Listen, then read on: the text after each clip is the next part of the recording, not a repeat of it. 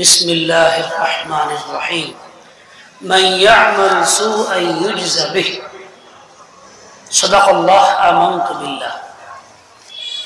বাংলা একটা কথা বলে, আল্লাহ তাআলা ছাড় দেন কিন্তু ছেড়ে দেন না। মানুষ যখন নাফরমানি করতে শুরু করে, গুনাহের কাজ করতে শুরু করে, তখন সে নফসের তাকাজায় আনন্দের সাথেই করতে থাকে, নফসের কাছে মজা বোধ হয়, আর এই জন্যই সে করতে শুরু করে। কিন্তু এর পরবর্তী অবস্থাটা কি তার নজরে থাকে না, এই জন্যই সে গুনাহে ডুব দেয়। অথচ এটা একটা এমন মজা যার পিছনে আছে কঠিন সাজা, গুনাহের পিছনে আছে কঠিন সাজা। এটা শুধু আমাদের কোনো কথা না, স্বয়ং আল্লাহ তাআলাই বলে দিয়েছেন, মান ইয়া'মাল সুআন ইউজযা বিহি। যে গুনাহের কাজ করে, অন্যায় কাজ করে, বদ আমল করে, তাকে সেই কাজের উপযুক্ত বিনিময়ে শাস্তি দেওয়া হবে, তাকে ছাড়া হবে না।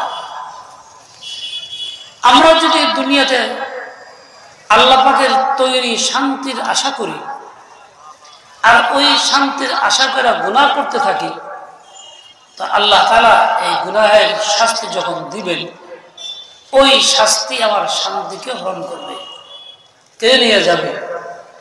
আমার গুনাহের এবং পাপের শাস্তি এটা এতটাই প্রবল হবে যে শান্তি মোটেই থাকবে না, বরং দিল থেকে শান্তি ছিনিয়ে নেওয়াটা এটা একটা পাপের শাস্তি।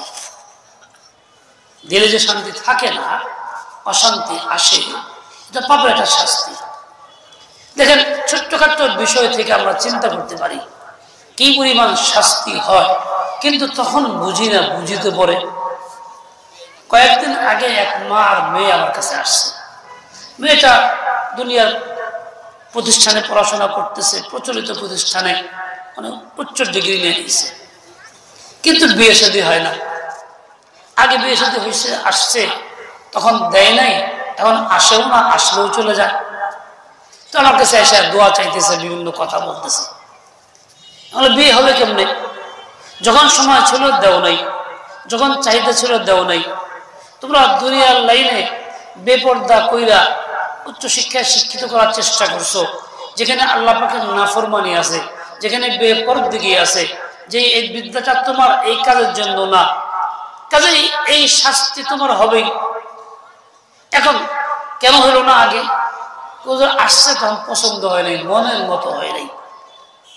আর এখন মেয়ে পছন্দ করলে আমরা করি না, আর ছেলে পছন্দ করলে মেয়ে করে না। তাহলে এই যে তোমাদের অবস্থাটা, তোমার পাপের শাস্তিটা, পাপটা কি? এই যে মেয়েটা পাত্র পছন্দ করে না কেন? এইখানে এই অসুবিধা যে তার শাশুড়ি ভালো না, ওইখানে এই অসুবিধা গ্রামে থাকে, এখানে এই অসুবিধা সরকারি চাকরি নাই। বাঁচতে বাঁচতে সব তার অপছন্দ। তার মানে নিজেকে সে এত বড় ভাবে, নিজে এত বড় অহংকারী, কেউ তার জুড়ি নাই, সবার উদ্দেশ্যে।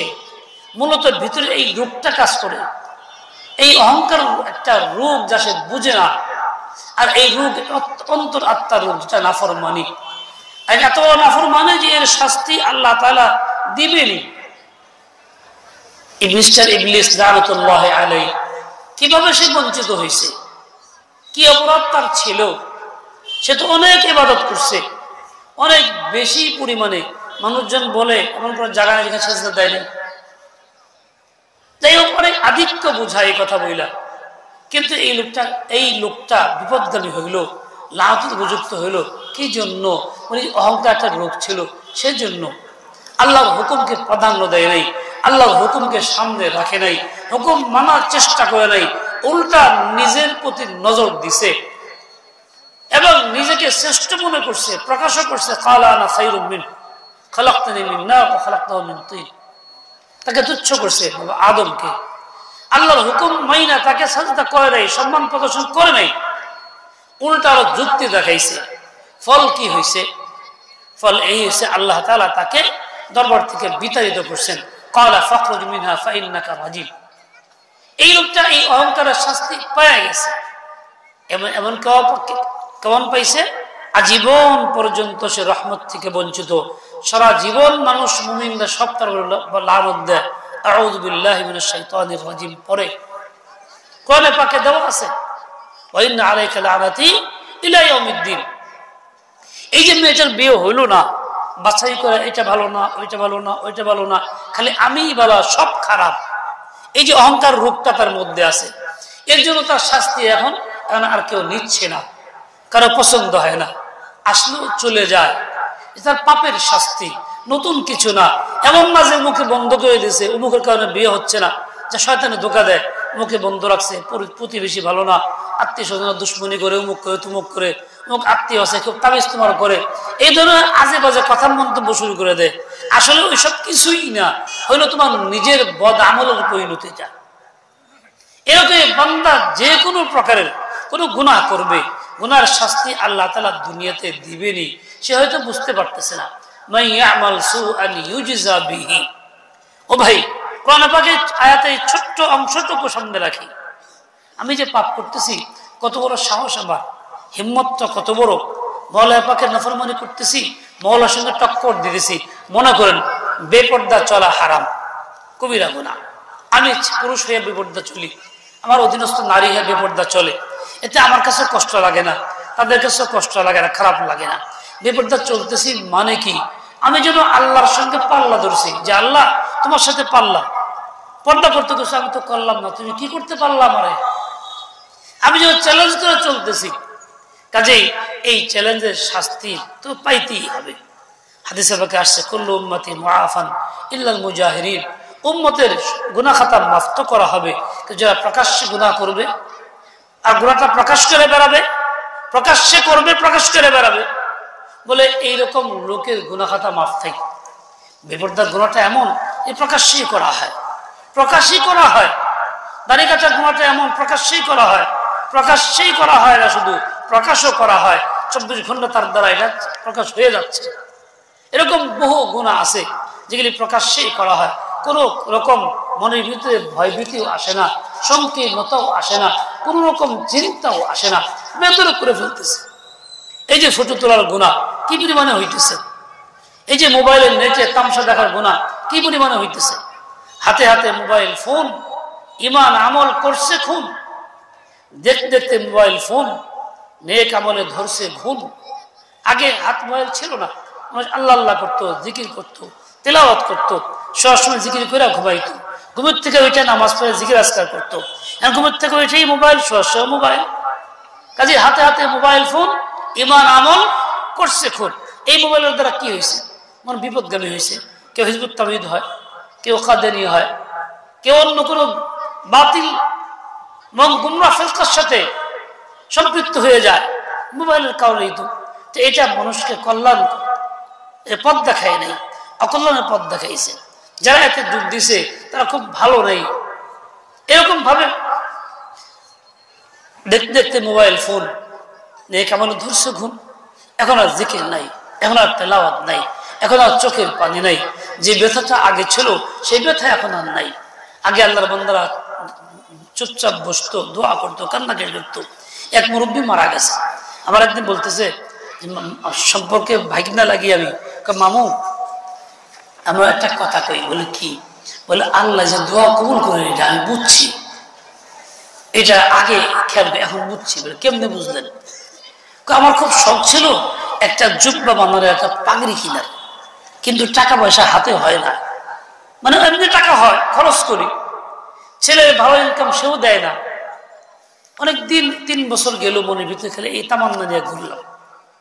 একদিন চিন্তা করলাম যে আমি কেমন মানুষ, যে পাগড়ি আর জুব্বা কয় টাকা লাগে, তাই ব্যবহার করতে পারলাম না, টাকাও হয় না। আচ্ছা আল্লাহ কাছে চাওয়া শুরু করি। তো একদিন ফজর নামাজ পড়ে জিকির কইরা মসজিদে সব বেরিয়ে গেছে গা, আমি খুব আল্লাহ কাছে কানলাম যে আল্লাহ বড় আশা ছিল সুন্নতি পোশাকটা পড়তে, আমি তো পারতেছি না, টাকা পয়সা জোড়ায় না, আসে কিন্তু খরচ হয়ে যায়। খুব কতক্ষণ কানলাম, আধা ঘন্টা 1 ঘন্টা, যে আল্লাহ ব্যবস্থা করে দাও। আমি একাই ছিলাম, মসজিদ থেকে বেরিয়ে আসছি, বাসায় নাস্তা খেতে বসছি, ছোট ভাই ডাকছে, ভাই বাড়ছে না? বলে হ। বলে কি? বলে একটু লও যাই। বলে কই যাবি? বলে বাজার যাবো। কি দরকার? বলে আসো, কাম আছে। তো ছোট ভাই ডাক দিছে, বেরিয়েছি।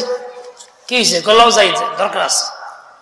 দোকানে নিয়ে কয় কি ভাই পাখিটা দেওছে বাইরে, কাপড় দেখে ভাই জুব্বার লিগে একটা কাপড় দেওছে বাইরে লিগে, কতটুকু লাগে। জুব্বাও কাপড় কিনে দিল, পাগড়িও দিল, আর এতদিন কিছুই কয় না। আমি আনতে খামতে করে তাও হয় না, কিন্তু আল্লাহ কাছে কান্নাকাটি করলাম, কেউ জানলো না, শুধু আল্লাহ জানলো। এই আজকে হয়ে গেল, আজকে ভাই স্বেচ্ছায় এসে আমাকে নিয়ে যাইতেছে, আর হয়েও গেল তাই। আসলে আল্লাহ কাছে চাইলে আল্লাহ দেয়। এই যে বস্তুকু মানুষের তখন ছিল, এখন নাই তা না, কিন্তু সরাসরি মোবাইলের কারণে কান্নাকাটি ভুলে গেছি। এখন আর চোখের পানি নাই, এখন মনে কোনো ব্যথা নাই, এখন সেই দরদটুকু নাই, শেষরাতেও নাই, অন্য সময়ও নাই, একটু ধরে কান্নাকাটি করবো সেটা আর নাই। কিন্তু যারা এই ধরে রাখছে এই গুণটা, কান্নাকাটি নিয়ামতটাকে ধরে কদর যারা করছে, তারা আজও সুখী আছে, তারা আজও যা চাইতেছে তা পাইতেছে। দেখেন আল্লাহ পাকের আজিব নিয়ামত, আল্লাহ তাআলাই দেন, নিজাম আল্লাহ পাকের হাতে। কিন্তু এটা আসে না কেন? বলে ওই যে কোনো ভাই মোবাইল না, এই ফটো না, বন্ধ, কবিরা গুনাহ জায়েজ নেই। কেন আসে না? ওই যে গুনাহ হয়ে গেছে প্রবল, যার জন্য ওরা কান্নাকাটি মনে আসতেছে না। এখন আর এরকম দিলে লাগতেছে না, কান্নাকাটি কথাই মনে হয় না। মানুষ যখন বেশি গুনাহ জড়ায় পড়ে, কিন্তু ওর দিল নষ্ট হয়, অনুভূতি নষ্ট হয়ে যায়, এই জন্য আর কান্নাকাটি করতেও মনে চায় না। কিন্তু আল্লাহ পাক ঠিকই দেন, আগেও যদি এখনো তিনি দেন, বেশ কম নেই। শুধু আমি নেই না, আমার নিজের বদ আমল, আমার পুরা কাবাইল্লা কাম এখনো দিলে আল্লাহ তাআলা কান্নাকাটি করলে এখনো দিবেন। সেই জন্য মুসা আলাইহিস সালাম চাইতেছিলেন, এটা পাথর খুব কান্নাকাটি করতেছিল, পাথর মানুষ না। তো বললেন যে পাথর তুমি কেন কান্নাকাটি করো? বলে আল্লাহ পাকের ভয়। বলে তোমার কি ভয়? বলে আল্লাহ তাআলা বলছেন যে ওয়াকুদুহান নাস ওয়াল হিজারা, জাহান্নামে আল্লাহ পাক মানুষ দিয়ে ভরবেন আর পাথর দিয়ে ভরবেন। কোন পাথর দিবেন সেটা তো উল্লেখ করে নাই। আমি তো পাথর, ভয় হইতেছে আমাকে আল্লাহ যদি জাহান্নামে দিয়ে দেয়, সেজন্য কাঁদি। তুমি দোয়া করলেন যে আল্লাহ এই পাথরটা খুব ভয়ে কাঁদতেছে, তুমি এর মাফ করে দাও, জাহান্নামে দিও না, মুক্তি দিয়ে দাও। তো আল্লাহ তাআলা দোয়া কবুল করছেন, সংবাদ দিলেন মুসা যান সুসংবাদ দিয়ে দেন, এই পাথরকে জাহান্নামে দেওয়া হবে না। উনি সংবাদ দিয়ে গেছেন, পাথর স্বাভাবিক হয়ে গেছে, এরপরে চলে গেছে। দীর্ঘ সময় পরে যখন ফিরলেন আবার কাঁদতেছে। পাথর তুমি কান্দো কেন? আমি যে আল্লাহর কাছে বইলে তোমার নাজাতের ফয়সালা করে গেলাম। বলে হুজুর, হে আল্লাহর নবী কি বলেন? কান্নাকাটি এমন দৌলত, যেই দৌলতের কারণে আমি জাহান্নাম থেকে মুক্তির ঘোষণা পাইলাম, এই দৌলত কি ছাড়া যায়? কাজে আমি এটা ছাড়বো না, কান্নাকাটি করতেই থাকবো। যারা মজা পায় গেছে কান্নাকাটি, তাদের খবর পাওয়া গেছে, এরা ছাড়ে না। এটা পাথর যেমন ছাড়ে না, মানুষও ছাড়ে না। কিন্তু উচিত তো ছিল এরকম করার, কিন্তু আমি তা করতেছি না। যাই হোক, পারেশানির অন্ত নেই। কেন পারেশানি? গুনাহের কারণে। মাই আমাল সুআই ইউজজা বিহি। ও ভাইরা আমার, বোনেরা আমার, কোনো ক্রমেই গুনাহ করবো আর শান্তিতে থাকবো, গুনাহ করব ভালো থাকবো, সুস্থ থাকবো, এটা কল্পনাও করতে পারি না। বরং আল্লাহ তাআলা জানাই দিয়েছেন।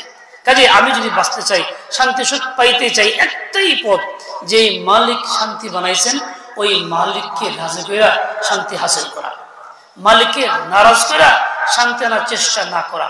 আল্লাহ তাআলা তা কখনো দিবেন না। আল্লাহ আমাদের সবাইকে সেই বুদ্ধি দিয়ে দেন, হিম্মত আর তৌফিক খায়র দিয়ে দেন। ওয়া সাল্লাল্লাহু তাআলা আলা নবিয়িল উম্মি ওয়া আলা আলিহি ওয়া আসহাবিহি ওয়া বারাকা ওয়া সাল্লাম। সুবহানাকাল্লাহুম্মা ওয়া বিহামদিক আশহাদু আল লা ইলাহা ইল্লা আনতা আস্তাগফিরুকা ওয়া আতুবু ইলাইক। আলহামদুলিল্লাহি রাব্বিল আলামিন ওয়াস সালাতু ওয়াস সালামু আলা সাইয়্যিদিল মুরসালিন মুহাম্মাদিন ওয়া আলা আলিহি ওয়া আসহাবিহি আজমাইন। ইয়া ইলাহাল আলামিন তুব আলাইনা আজমাইন ইন্না কাফাইনাকাল মুস্তাহজিইন। আয় আল্লাহ, এই মাহফিলকে আপনি কবুল করেন। ইয়া আল্লাহ, এই মাহফিলে যে সমস্ত দ্বীনি আলোচনা হয়েছে, এই সবগুলি আমাদের উম্মতের জন্য পাথর বানায় দেন। ইয়া আল্লাহ, আমাদেরকে সহি আমল করার তৌফিক দেন, আকীদা সহি করে দেন, ঈমান নসিব করেন, সমস্ত ফিতনা ফাসাদ থেকে বাঁচায় দেন। কাদিয়ানি ফিতনা, হিজবুত তাওহীদের ফিতনা, পাক পাঞ্জাতনের ফিতনা, যত রকম ফিতনা আছে সব থেকে উম্মতকে বাঁচায় দেন, আমাদের ঈমান আমলকে মজবুত করে দেন। ও আল্লাহ, আপনাকে আপনাকেই মোহাব্বত করি, আপনাকে ভালোবাসি, আপনাকে চাই। ইয়া আল্লাহ, যার যা দরকার তাই তো চায়, কেউ কোনোটা চায়, আমি আল্লাহ আপনাকেই চাই। আপনি আমার হয়ে যান, আপনি আমার হয়ে যান, আপনি আমার হয়ে যান। ইয়া আল্লাহ, খাস রহমত নাজিল করেন, तमाम পরিষদ থেকে হেফাজত করেন। ইয়া আল্লাহ, মাহফিলের কাজে যারা সহযোগিতা করছেন, অংশগ্রহণ করছেন, আঞ্জাম দিয়েছেন, সবাইকে আপনি উত্তম থেকে উত্তম বিনিময় দান করেন। ইয়া আল্লাহ, এই মাহফিলকে হিজাতের ওসিলা বানায়া দেন, নাজাতের ওসিলা বানায়া দেন। ইয়া আল্লাহ, এইভাবে নেককার উলামা সলাহাদের ইজতিমা করার তৌফিক দান করেন সারা দেশে। ইয়া আল্লাহ, সবরকম জুলুম অত্যাচার হটায়া দেন। ইয়া আল্লাহ, এক পক্ষ গিয়া আরেক পক্ষ জালেম না হয়ে যায়। অনেক জায়গা থেকে শোনা যাচ্ছে একটা পক্ষ আবার জুলুম করা, বিভিন্ন রকম জুলুম করতেছে, মাহফিলও করতে বাধা দিতেছে। ইয়া আল্লাহ, এই পক্ষকে হেদায়েত দেন, যদি হেদায়েত ভাগ্যে না থাকে যা করার তাই করে দেন। ও আল্লাহ, আমাদের সবাইকে আপনার খাঁটি বান্দাবান্দি বানায় দেন, খাস রহমত নাজিল করেন, तमाम পরিষদ থেকে হেফাজত করেন, সিহহাত, ইফফত, আফিয়াত, ফলাহাত দায় নসিব করেন। ও আল্লাহ, দুনিয়া থেকে যাওয়ার সময় ঈমানের সাথে কবুল করেন, ঈমানের সাথে কবুল করেন, ঈমানের সাথে কবুল করেন। ইয়া আল্লাহ, দাঁড়া দাঁড়া ঘুরাইন না, বেইজ্জতি করেন না, জয়লুখার করেন না, লাঞ্ছিত বঞ্চিত করেন না। ইয়া আল্লাহ, শান্তি দূরে করে দিয়েন না। ইয়া আল্লাহ, আমাদের শান্তির ফয়সালা করে দেন, দিলকে আপনার রহমত দ্বারা ভরপুর আবাদ করে দেন, আপনার নবীর মুহাব্বত দ্বারা কানা কানা ভরে দেন। ও আল্লাহ, ভুলা চাহতা হूं मगर मैं भूला नहीं जाता, এই শান পুরো করে দেন যে আমি আপনাকে ভুলতে চাইলেও ভুলতে না পারি, বারবার যেন আপনার কথা মনে হয়। ইয়া আল্লাহ, দিলকে আপনি এভাবেই কবুল করেন। ইয়া আল্লাহ, কাউকে মাহরুম করবেন না, কাউকে বঞ্চিত করবেন না। ইয়া আল্লাহ, কাউকে মাহরুম করবেন না, কাউকে বঞ্চিত করবেন না। আল্লাহুম্মা কুল্লা খাইরিন লিকুল্লি মুসলিমিন ওয়া মুসলিমা। ইয়া আল্লাহ, অনেক অসুস্থ ব্যক্তি দোয়া চাইছেন, তাদেরকে সুস্থ করে দেন। এক ভাইয়ের বাবাকে হাসপাতালে নিয়ে গেছে অপারেশনের জন্য, তিনি ফোন করে দোয়া চেয়েছেন। ইয়া আল্লাহ, তাকে সিহাতে কামিলা দাইমা আজিলা আতা করেন। ইয়া আল্লাহ, আমাদের মধ্যে এক ভাই বলছে তার স্ত্রী মারা গেছে, ইয়া আল্লাহ, তাকে রহম করম করেন, মাফ করে দেন। আরো অনেক ভাই অনেক কথাই বলছেন, সকলের সব রকম দিলের নেক বাসনা পুরা করে দেন। ইয়া আল্লাহ, সর্বোপরি আমাদের ঈমানকে মজবুত করে দেন, পাক্কা করে দেন। ঈমান নিয়ে বাঁচার, ঈমান নিয়ে থাকার, ঈমান নিয়ে মৃত্যুর তৌফিক নসিব করেন। মৃত্যুর সময় কালিমা তাইয়্যিবা মুখে জারি করিয়া দেন। আল্লাহুম্মা কুন বিনা রাউফার রাহিমা ইয়া খায়রাল মাসউলিন ওয়া ইয়া খায়রাল মুতিন আতিনা ওয়া কান ফকিরুকা बेस गालिब। तमाशाए अहले करम देखते हैं, क्या मुझ पर नजर न डाली जाएगी, क्या फरियाद मेरी खाली जाए।